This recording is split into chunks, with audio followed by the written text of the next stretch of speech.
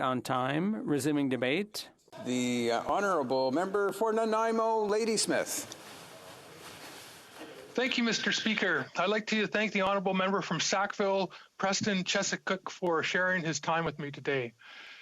It's an honour to rise today on behalf of the Green Party to speak to this Canada-UK Trade Continuity Agreement, or TCA. I want to recognize that I'm speaking today from the traditional unceded territory of the Nanaimo First Nation. I have many points I want to make about the TCA, but I want to begin by saying that it's time to demand fairness for the 150,000 UK pensioners living in Canada. During these trade negotiations, we must not forget about them.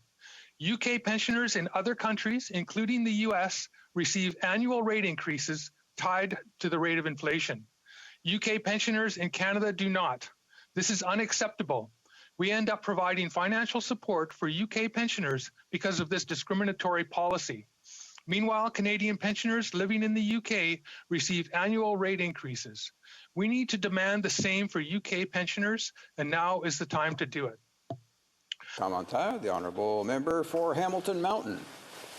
Thank you, Mr. Speaker, and I want to thank my colleague for his intervention. He made a lot of great claims and issues that I think are very important and we should be listening to. One of the things, Mr. Speaker, I want to ask my colleague is, and highlight it, about the pensions that the people from the UK that came to Canada collecting UK pensions will not get any kind of increases that the UK gets, and yet Canadians living in the UK get that. So this could be very, very costly to Canada by we're actually subsidizing the people from UK on some of our programs because of their low rates, and they're not keeping up with the cost of inflation. So does he agree that this should be looked into, and the government should be taking a serious approach on this, because this is not a free trade at all. This is something that has to be looked into. Member for Nanaimo, Ladysmith.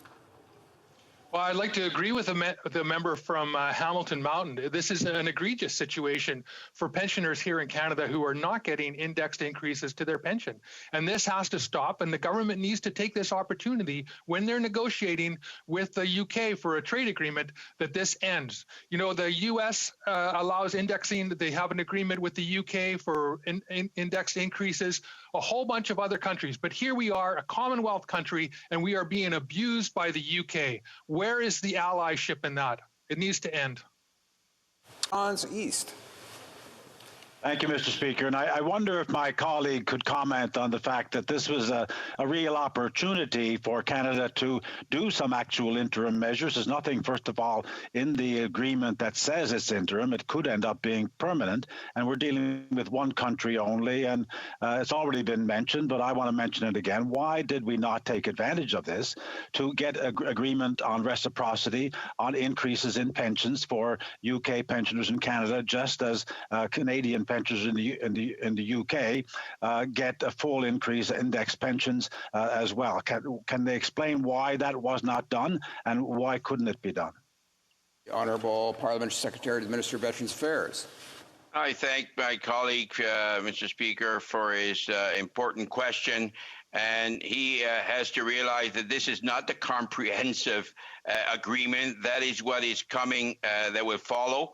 And to his question of this could be the deal, absolutely not. It's agreed upon that in 1 year, they have 1 year from the passing ratification of this deal to begin official negotiation on the comprehensive deal, with the goal, of course, of achieving this within the next 3 years. And I'm convinced.